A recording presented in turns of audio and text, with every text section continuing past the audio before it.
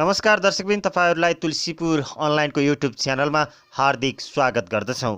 यस YouTube च्यानलमा अब हामीले नियमित रूपमा समाचारहरू प्रसारण गर्ने जमर्को गरेका छौं। हाम्रो प्रयासलाई तपाईहरुले पनि साथ दिनुहुनेछ भन्ने हाम्रो अपेक्षा छ। अब लागौं आज प्रसारण हुने समाचारका शीर्षकतर्फ।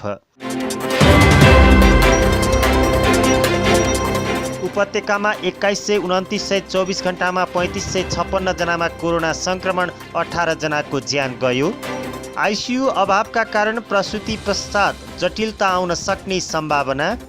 मालपोत प्रमुखको गुनासो कोरोनाको लक्षण छ तर परीक्षण गर्न पाएका छैनौं। दाङको भालुबाङ क्षेत्रको भूकम्पीय जोखिम मापन। फ्रन्टलाइनमा खटिएका स्वास्थ्यकर्मी भन्छन् दशैं तिहारसम्म त कर्फ्यू गर्नुको विकल्प छैन। सिमेन्ट उद्योगलाई चुनढुङ्गा बोक्न बन्द। प्रदेश सांसद डिल्ली चौधरीलाई कोरोना संक्रमण पुष्टि। कोरोनाको उच्च जोखिममा दाङ कर्मचारीमा कोरोना देखिएपछि एक हप्तामा 5वटा सरकारी कार्यालय बन्द। विद्यालयमा बालबालिका पठाउन अभिभावक अन्योलमा। कोरोनाको जोखिम बढेपछि घोराईमा विद्यालयहरू पनि बन्द। अब समाचार विस्तारमा। उपत्यकामा 2129 सहित 24 घण्टामा 3556 जनामा कोरोना संक्रमण पुष्टि भएको छ। पछिल्लो 24 घण्टामा उपत्यकामा 2129 सहित 24 घण्टामा नेपालमा 3556 जनामा कोरोना भाइरस कोभिड संक्रमण पुष्टि भएको छ। यो सँगै नेपालमा संक्रमितको संख्या 1,15,358 पुगेको छ। स्वास्थ्य मन्त्रालयका प्रवक्ता डाक्टर जागेश्वर गौतमका अनुसार काठमाडौँ उपत्यकामा मात्रै 2129 जनामा संक्रमण पुष्टि भएको छ, जसमध्ये काठमाडौँमा 1746 जना रहेका छन्। गौतमका अनुसार नेपालमा सक्रिय संक्रमितको संख्या 35,915 पुगेको छ। अहिले संस्थागत आइसोलेसनमा 15,048 जना रहेका छन् भने होम आइसोलेसनमा 20,867 जना छन्। यस्तै क्वारेन्टिनमा 4,795 जना रहेका छन्। मन्त्रालयका अनुसार अहिले आइसियुमा 307 र भेन्टिलेटरमा 66 जना बिरामी रहेका छन्। मंगलबार 1503 जना डिस्चार्ज भएका छन्। यो सँगै नेपालमा कोरोना जित्नेको संख्या 78,780 पुगेको छ। यो कुल संक्रमितको 68.3% हो। मन्त्रालयका अनुसार पछिल्लो 24 घण्टामा 18 जनाको मृत्यु भएको छ। यो सँगै नेपालमा कोरोनाले मृत्यु हुनेको संख्या 663 पुगेको छ।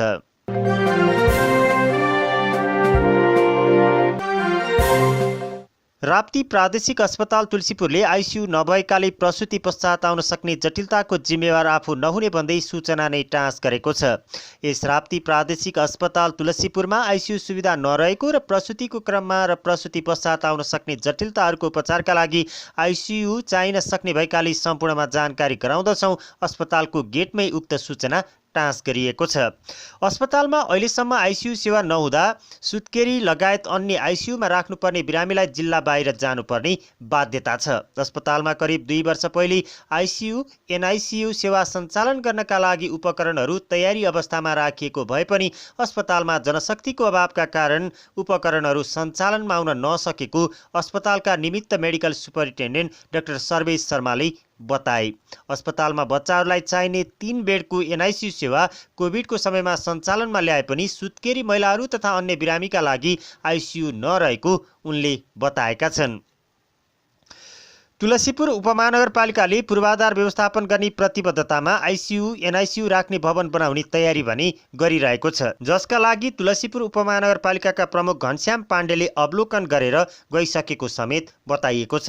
यसभन्दा पहिले आइसियु सञ्चालनका लागि आवश्यक पर्ने भवन, पूर्वाधारहरूको अभाव र आइसियु सञ्चालनका लागि त्यही अनुसारका डाक्टरहरूको अभावका कारण सेवा सुचारू गर्न समस्या भएको उनको भनाइ छ। अहिले कोरोना विशेष अस्पताल बेलजुन्डीमा आइसियु सेवा सुरु भएकाले त्यहाँ डाक्टरहरूले काम गरिरहेको हुँदा त्यही अनुभवका आधारमा राप्ती प्रादेशिक अस्पतालमा आइसियु सेवा सञ्चालन गर्ने तयारी रहेको पनि शर्माले बताएका छन्। अहिले अस्पतालमा रहेको 2वटा भेन्टिलेटर, 5वटा आइसियु बेडहरू कोरोना विशेष अस्पताल बेलजुन्डीमा राखिएको उनको भनाइ छ। तुलसीपुर स्थित राप्ती प्रादेशिक अस्पताल तुलसीपुरमा सिटी स्क्यान सेवा सञ्चालन हुन लागेको छ। अस्पतालका मेडिकल सुपरिन्टेन्डेन्ट डाक्टर शर्माका अनुसार त्यसका लागि अहिले मेसिनहरू जोड्ने काम भइरहेको छ। दशैं अगाडि नै उक्त सेवा सुरु गर्ने तयारी समेत रहेको उनले बताएका छन्। मालपोत कार्यालय तुलसीपुरका प्रमुख नरेश खड्काले कार्यालयमा कार्यरत 6 जना कर्मचारीमा कोरोनाको लक्षण देखिएको भए पनि परीक्षण गराउन नपाएको गुनासो गरेका छन्। 16 जनाको दरबन्दी रहेको मालपोत कार्यालय तुलसीपुरमा 6 जना कर्मचारी लक्षणसहित बिरामी रहे पनि परीक्षणका लागि अनुरोध गर्दा आफ्नै खर्चमा परीक्षण गराउनु पर्ने भन्ने कुरा आएको समेत गुनासो गरे। वरपरका सबै कार्यालय र शैक्षिक संस्था बन्द भए पनि भिडभाड हुने मालपोत कार्यालय बन्द नहुँदा जोखिम निकै बढेको समेत उनले बताएका छन्। लक्षण देखिएकाले जाँच भएमा सबै सेवाग्राही सुरक्षित हुने उनले बताएका छन्, तर यस विषयमा कसैले चासो नदेखाएको पनि उनको भनाइ छ। राजस्व सङ्कलन गर्ने कार्यालय भएर हो कि किन हो यस कार्यालयमा कोरोना जाँच गराउन कसैको ध्यान पुगेको छैन। उनले भने कर्मचारीले बिदा माग्दा समेत बिदा स्वीकृत गर्न सकिएको छैन। सामान्य रुगाखोकी सबैलाई लागेको छ। कर्मचारीले आलो पालोमा काममा आउन समेत माग गरेको उनले बताएका छन्। लुम्बिनी प्रदेशको राजधानी दाङको भालुबाङ क्षेत्रको भूकम्पीय जोखिम मापन गरिएको छ। राजधानीको व्यवस्थापनका लागि विभिन्न अध्ययन अनुगमनसँगै त्रिभुवन विश्वविद्यालय भूगर्भशास्त्र केन्द्रीय विभागद्वारा राप्ती गाउँपालिका क्षेत्र शीतगङ्गाको वडा नम्बर 8 र 9 का साथै गढवाको वडा नम्बर 1 रङसिङ क्षेत्रको भूकम्पीय जोखिम मापन गरिएको हो। भूगर्भशास्त्री डाक्टर सुमन पन्थी, डाक्टर सुबोध घिमिरे, डाक्टर कमलाकान्त आचार्यको टोलीले इलेक्ट्रिकल रेजिस्टिभिटी सर्वेको माध्यमबाट 2 दिन लगाएर यस क्षेत्रको भौगोलिक अवस्थाको अध्ययन तथा विभिन्न खाले कम्पनहरूको सहनशीलताका बारेमा अध्ययन गरिएको छ। लुम्बिनी प्रदेशको राजधानी दाङको भालुबाङ क्षेत्र आसपासमा म्यान्टलको माथिल्लो सतहको अवस्था, म्यान्टलमा ताप र चापको फरकले गर्दा कन्भेन्सन करेन्टहरू पैदा हुने तरङ्गको कारण र अवस्थाका बारेमा अध्ययन गरिएको टोलीका भूगर्भशास्त्री डाक्टर सुबोध घिमिरेले जानकारी दिएका छन्। शास्त्री डाक्टर सुबोध घिमिरेले विगतको अवस्थालाई अध्ययन गर्दा कुमाउदेखि पोखरा लमजुङसम्मको क्षेत्रमा ठूलो भूकम्पीय धक्काको महसुस नगरिएको अवस्थामा यस क्षेत्रको भौतिक संरचना निर्माणमा प्रयोग गर्न सकिने विधि पत्ता लगाउन अनुसन्धान गरिएको बताएका छन्। कोरोना रोकथाम तथा नियन्त्रणका लागि फ्रन्टलाइनमा खटिएका स्वास्थ्यकर्मी विमल केसीले दशैं तिहारसम्म कर्फ्यू गर्नुको विकल्प नभएको बताएका छन्। तुलसीपुर उपमहानगरपालिकामा कोरोना फोकल पर्सन समेत रहेका केसीले समुदाय स्तरमा कोरोना संक्रमण पुष्टि भएपछि कर्फ्यूको विकल्प नभएको सोमबार सामाजिक सञ्जालमा प्रतिक्रिया दिएका छन्। न सामाजिक दूरी, न भौतिक दूरी, न जनस्वास्थ्य सुरक्षा मापदण्ड, न क्वारेन्टाइन, न टेस्ट, न औषधि, न आइसोलेसन, न अक्सिजन बेड, न आइसियु, न भेन्टिलेटर, न स्वास्थ्यकर्मी, न प्रहरी, न कर्मचारी, न व्यापारी, न पढाइ, न नेता, न मन्त्री, न उचित व्यवस्थापन र निर्णय। उनले लेखेका छन्, सबै संक्रमित भएपछि दशैं तिहारसम्म कर्फ्यू घोषणा गर्ने भन्दा अर्को विकल्प देख्दिन म त।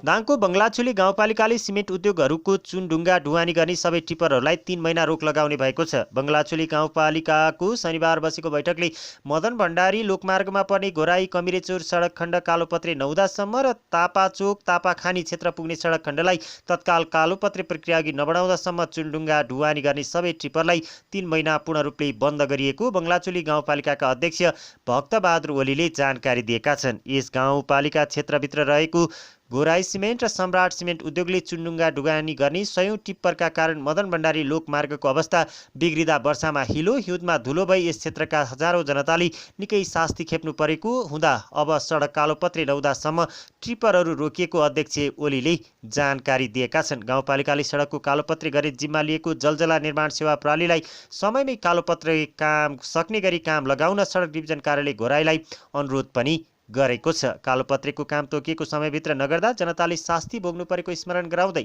समयमै कालोपत्रेको काम सक्न ताकेता गरिएको गाउँपालिका प्रमुख प्रशासकीय अधिकृत नेपबहादुर ओलीले बताएका छन्। प्रमुख प्रशासकीय अधिकृत ओलीले बङ्गलाचुली गाउँपालिकाले प्रशासनिक तौरबाट जनतालाई समस्यामा नजरअन्दाज गर्दै बाटो बन्द गर्ने निर्णयमा पुगेको बताएका छन्।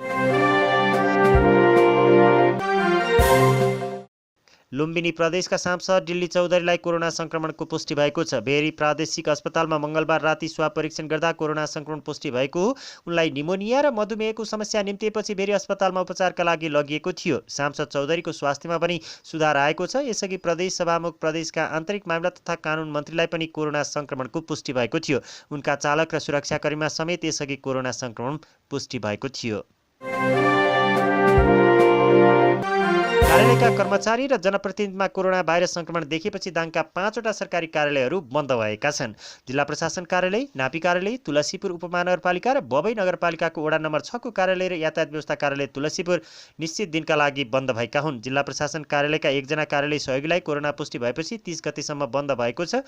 त्यसैगरी नापी कार्यालयका एकजना अमिनलाई संक्रमण भएपछि हिजोदेखि कार्यालय बन्द गरिएको छ। यसैबीच तुलसीपुर उपमहानगरपालिका प्रमुख घनश्याम पाण्डेसहित उहाँका स्वकीय सचिवलाई कोरोना भएपछि 22 गतेदेखि 29 गतेसम्म कार्यालय बन्द भएको छ। त्यसैगरी बबई गाउँपालिकाको वडा नम्बर 6 मा पनि नागरिकहरूमा कोरोना देखिएपछि वडा कार्यालय 24 गतेदेखि 30 गतेसम्म बन्द गरिएको छ। यता दाङ देउखरी जिल्ला अदालतमा साक्षी बगपत्रको सम्पूर्ण काम रोकिएको र दैनिक 5 भन्दा बढी मुद्दा दर्ता नगर्ने निर्णय गरिएको श्रेष्ठदार धनसिंह गिरीले जानकारी दिएका छन्। त्यस्तै राप्ती यातायात व्यवस्था कार्यालय 30 गतेसम्म बन्द भएको छ। कार्यालयको लेखा शाखामा कार्यरत कर्मचारीमा कोरोना संक्रमण पुष्टि भएपछि 30 गतेसम्म कार्यालय बन्द गरिएको सूचना अधिकारी सरोज भण्डारीले जानकारी दिएका छन्। कार्यालयमा कार्यरत अन्य कर्मचारीहरूको कन्ट्र्याक्ट ट्रेसिङ गरी PCR चेक गर्ने र कार्यालयलाई सेनिटाइजर गर्नका लागि कार्यालयबाट दिइने सम्पूर्ण सेवा बन्द रहने सूचना अधिकारी भण्डारीले बताएका छन्। कोरोना भाइरसको संक्रमण समुदाय र संस्थागत स्तरमा फैलिँदै गएको छ।